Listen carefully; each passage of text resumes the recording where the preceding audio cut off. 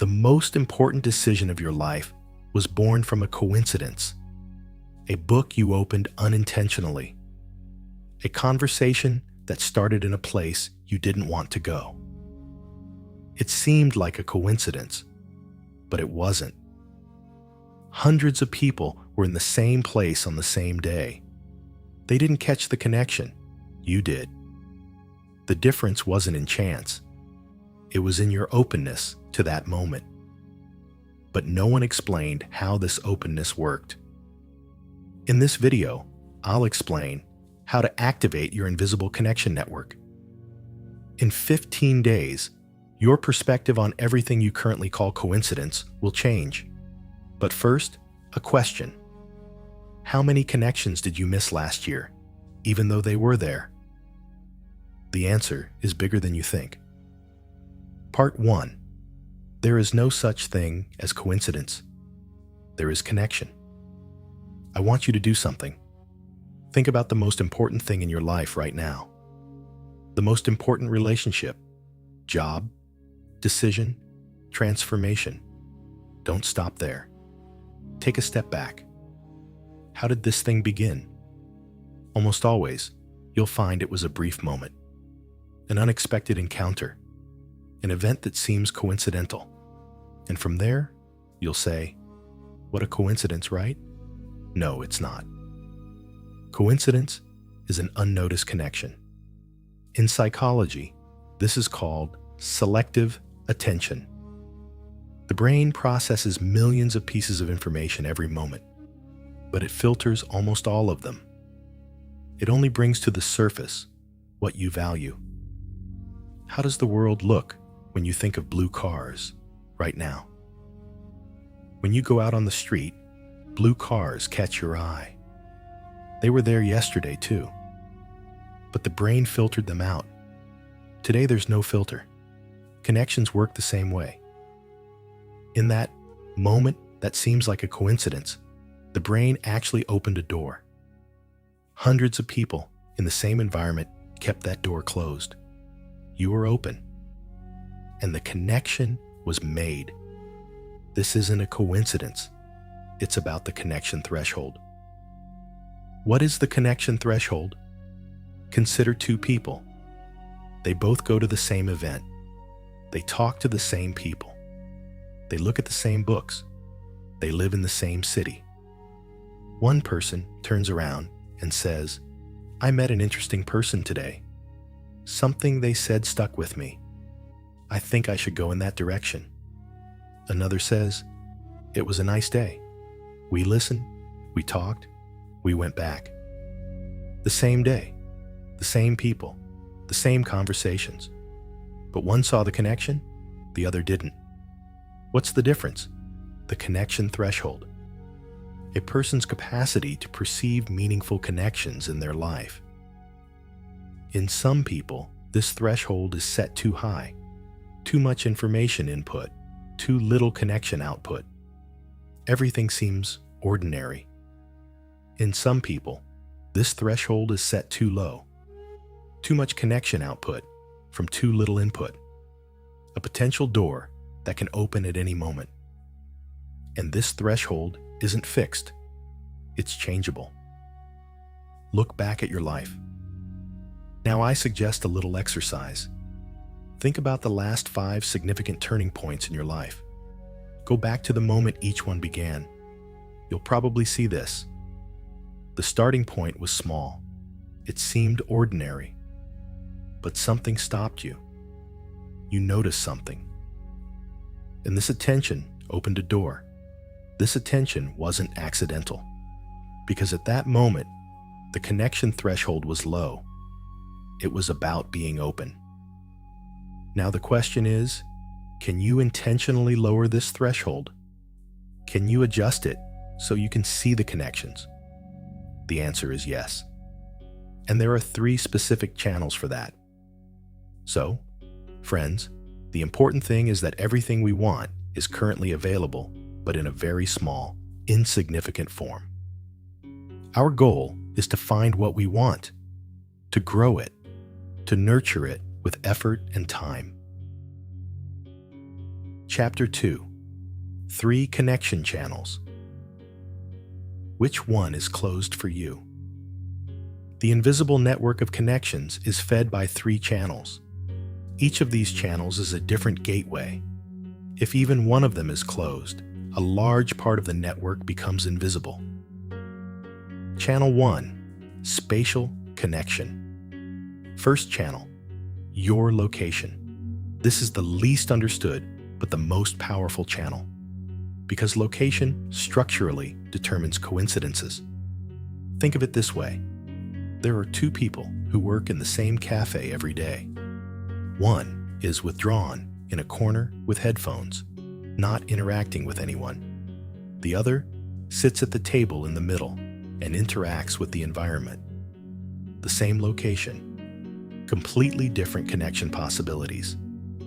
Spatial connection tells us this. Where you are determines which network of connections you are a part of. And most people stay in the same places, in the same environment, in the same routine for years. And they wonder why the same kinds of opportunities always come their way. Because you are within the same network of connections, a sign that the spatial channel is closed. Almost all the connections that have entered your life in the last year have come from the environment you were already in. You haven't entered a new network. A question to open the spatial channel. Where are the connections I want to see forming in my life? And am I there? Channel 2. Attention connection. Second channel. What you are looking at. The brain works with an attention filter.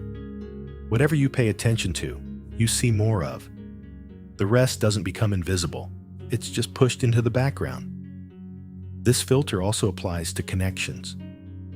If you have a brain that locks your attention onto problems, connections come in the form of problems.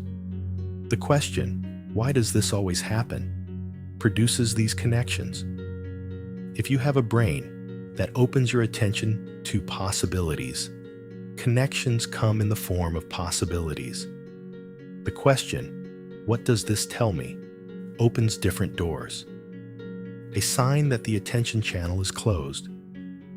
If, after a day has passed, you ask yourself, did anything interesting happen today that caught my attention? The answer will always be no. When the attention channel is closed, connections miss you. They aren't invisible. They're just in the filter. The habit of opening the attention channel. A question every evening. What was it today that caught my attention, but I didn't think about? This question gradually changes the filter. Channel 3.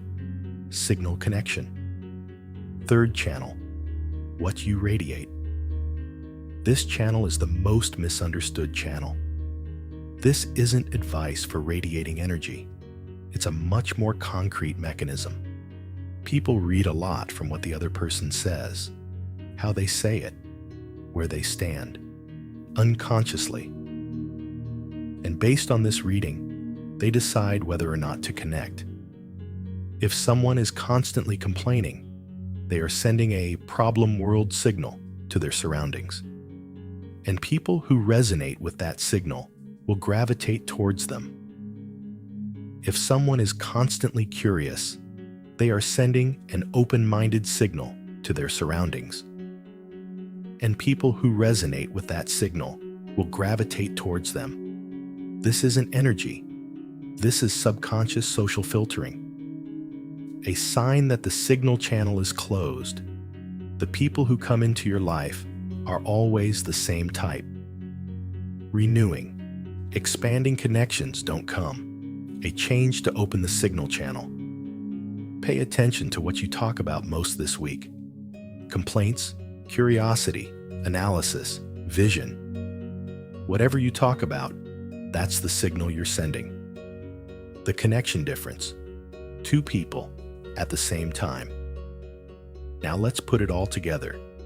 2 people go to the same meeting. They hear the same conversations. They meet the same people. One goes home and says, "It was a good meeting." The other goes home and says, "That little detail the person I met at that meeting mentioned shows the answer to the question I'm stuck on. I need to write to them tomorrow." Look at the people who rose from nothing to the top today. Each of them had children they spent time with in their childhood. One of those children grew up and got old. The other achieved incredible success in a single lifetime, despite countless unseen failures. The second person kept all three channels open. The position was right. Attention was active. The signal was clear. And the invisible connection became visible. Chapter 3: 15-Day Connection Channel Opening Protocol. This protocol is not a connection-seeking protocol, but a connection-opening protocol. The difference is crucial. Seeking means pushing. Being open means noticing. Days 1 to 5, Past Connection Map. The first 5 days are a look back, but not for nostalgia, but for data collection. Each day, go to a significant turning point in your life and ask yourself, at what moment did this turning point begin? How many people were there at that moment? Why did you see the connection at that moment? Was the location correct? Was your attention open? What signal were you emitting? Sometimes people always blame someone else, saying someone else did it to them. Nobody does anything to anyone. You were in a place you didn't need to be, or you allowed yourself to be. This is an important point to consider. At the end of 5 days, a picture will emerge. You will see under what conditions you saw connections better. This is your personal connection code. Days 6 to 10 days. Open your attention channel. From day 6 to day 10, a single task. Keep an attention journal, but not a classic journal. Each evening, write 1 sentence. This is what caught my attention today and that I didn't dwell on. A conversation, an image, an idea, a feeling. Just write it down. Don't dwell on it yet. On day 5, go back and ask yourself, is there a recurring theme among these notes? This theme is the direction your attention channel is trying to show you. Days 11 to 15. Change the signal. The last 5 days are the most active phase. Change the signal in a single area. One area is enough. Pay attention to what you are talking about right now. What topics come up first in conversations? Complaints, curiosity, problems, possibility. Consciously change this area. When a complaint arises, shift to the question, what's interesting about this situation? When a problem arises, shift to the question, what is this teaching me? Observe the reactions of those around you during these 5 days. How do people approach you? What kinds of conversations start? When the signal changes, the resonance of the connection network also changes. Slowly, but it changes. Important warning: not searching for connections, but noticing them. I need to mention an important pitfall here. After reading this protocol, some people do this. They turn every moment into an opportunity to find a connection. They search for meaning in every conversation. In every encounter, they ask, what does this mean for me? This works in the opposite way. Because the searching mode shuts down the attention filter again. You only start seeing the connection you're expecting. You miss the unexpected. The correct mode, awareness mode. You're not searching, but you're open. You're curious, and you let yourself go. The strongest connections appear unexpectedly, not when you're searching. Your task is simply to be open to that moment. After 15 days, you will notice this. The coincidences in your life have changed. You now look at them differently. Some are truly small and insignificant, but some connections that can determine the direction of your life are now visible. Because your connection threshold has shifted, your spatial channel is open, your attention channel is active, your signal channel is clear, and invisible connections have begun to become visible. Why is this important? Because right now, there are connections around you waiting to be noticed. A conversation, an idea, an encounter. And these will come to you unexpectedly when you're not ready. You don't need to wait to be ready. Just being open is enough. The moment you notice the connection, reality changes. Because now you're looking at the same world with different eyes. And different eyes see a different world. If you like this video, write in the comments. How did the most important turning point in your life begin? I'm really curious.